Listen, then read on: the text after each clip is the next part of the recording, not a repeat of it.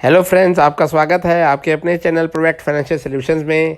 तो आज का दिन तो दलाल स्ट्रीट में ब्लैक फ्राइडे के नाम पे दर्ज हो गया, क्योंकि आज जो निफ्टी ने किया उससे इन्वेस्टर्स के तोते उड़ गए।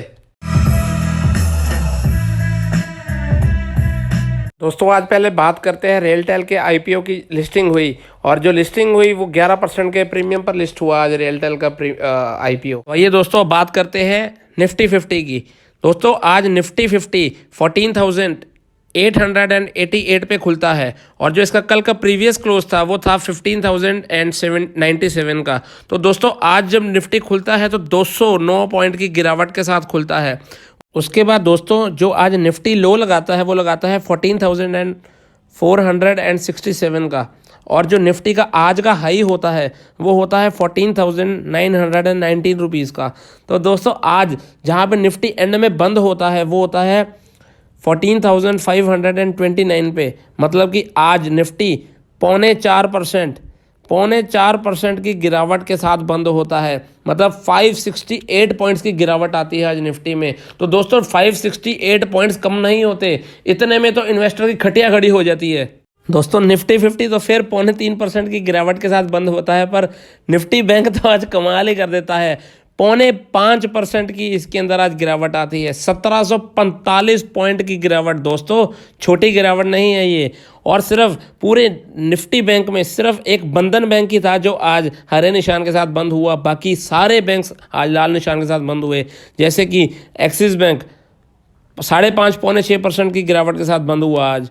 उसके बाद बैंक ऑफ बड़ौदा 5% की गिरावट, फेडरल बैंक 3.25% की गिरावट, HDFC बैंक 4.5% की गिरावट, ICICI बैंक 4.5% की गिरावट, IDFC बैंक 2.25% की गिरावट, इंडसइंड बैंक 4.25% की गिरावट, कोटक महिंद्रा 6% की गिरावट, PNB 2.5% मतलब 2.5% की गिरावट। तो दोस्तों, आज बैंक निफ्टी ने बहुत लोगों की धज्जियां उड़ाई। तो इंडिया विक्स का हाल देखिए, आपको शायद नहीं पता होगा इंडिया विक्स क्या होता है। विक्स का मतलब होता है वॉलेटिलिटी इंडेक्स। सो इंडिया का वॉलेटिलिटी इंडेक्स जो सा है वो इंडिया विक्स से जाना जाता है। तो दोस्तों, आप याद रखना, जब भी मार्केट में गिरावट आएगी ना, मार्केट में गिरावट आएगी तो इंडिया विक्स ऊपर जाएगा, मार्केट में तेज़ी आएगी तो इंडिया विक्स नीचे आएगा। जब पीछे लॉकडाउन में मार्केट में गिरावट आई थी तो इंडिया विक्स 75-80 तक पहुंच गया था। उसके बाद जब मार्केट स्टेबल होना शुरू हुई तो नीचे आता आता आता आता काफ़ी नीचे आ गया था। बट आज जो सा आप देखेंगे वॉलेटिलिटी इंडेक्स में 23% के करीब की इसके अंदर आज बढ़त है। मतलब आज मार्केट में पैनिक का सिचुएशन बनी रही, क्योंकि आज न्यूज़ कुछ ऐसी आई थी। ग्लोबल मार्केट में दहशत थी, उसका कारण था कि आज सुबह न्यूज़ आई थी कि सुबह आज अमेरिका ने सीरिया पर एयर स्ट्राइक की है। उसके कारण जब भी आप कभी देखेंगे इंडिया पाकिस्तान में, कभी इंडिया पाकिस्तान पे एयर स्ट्राइक करे या कोई भी जब अटैक होता है या कुछ भी ऐसा होता है तो उसके कारण मार्केट डर जाती हैं। सिर्फ हिंदुस्तान की मार्केट नहीं, ग्लोबल मार्केट्स भी डर गई इसके कारण। तो ये मार्केट में जो भी न्यूज़ आती है वो पहले ही जो से टेक्निकल चार्ट्स होते हैं वो सारी न्यूज़ टेक्निकल चार्ट्स के अंदर फैक्टर इन होती हैं। बस एक बहाना चाहिए होता है कि मार्केट गिरने का एक बहाना चाहिए या चढ़ने का बहाना चाहिए, बाकी सारी चीज़ें टेक्निकल चार्ट्स अपने मुंह से बोलते हैं। तो ये देखिए निफ्टी का टेक्निकल चार्ट, मैं 2 दिन पहले ही बोल रहा था कि मार्केट में गिरावट आ सकती है, क्योंकि जो से 50 डे की मूविंग एवरेज लाइन है उसको निफ्टी ने एक बार टेस्ट करना था नीचे आके।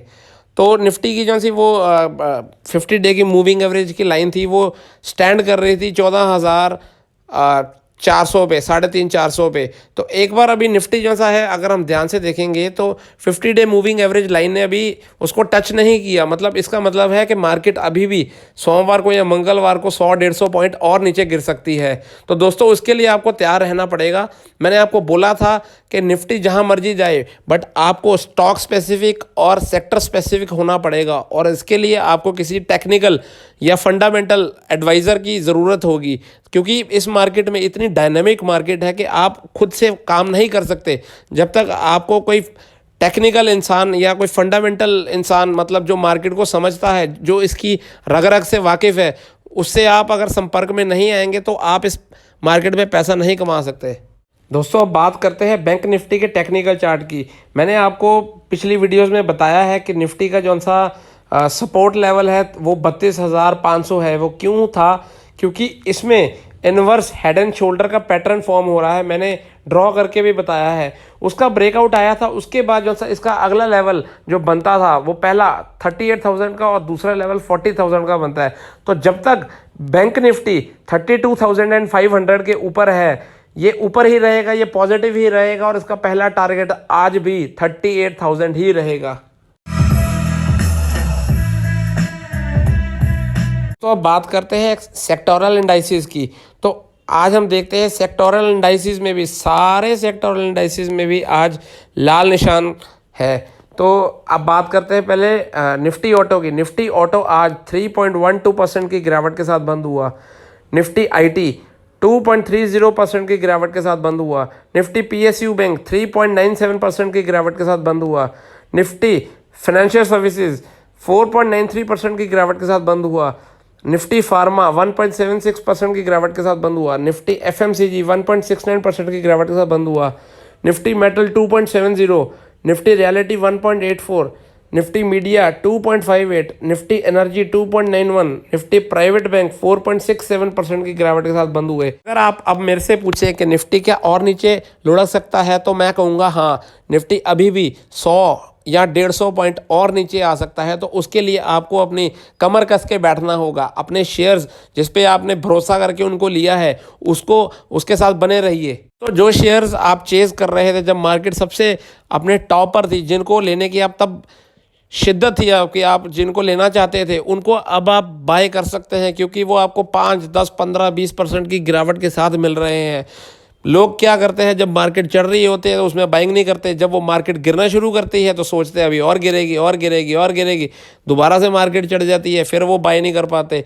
तो जब आपका दिल हो कि मेरे को ये स्टॉक बाय करना है, उस पर आप अपनी ईगल आई रखिए और जब वो सही भाव पे मिल रहा हो तो उसको बाय कर लीजिए।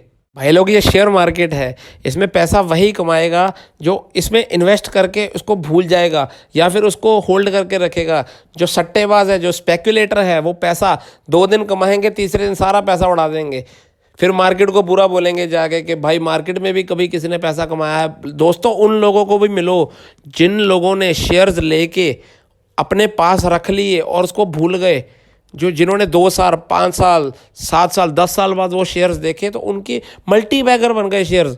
तो आप स्पेकुलेटर्स की बातों में मत आइए, पैसा बहुत है मार्केट के अंदर आज की डेट में भी। मार्केट के आपको रेगुलर अपडेट्स चाहिए तो आप मेरे चैनल को सब्सक्राइब कीजिए, लाइक कीजिए और कमेंट कीजिए।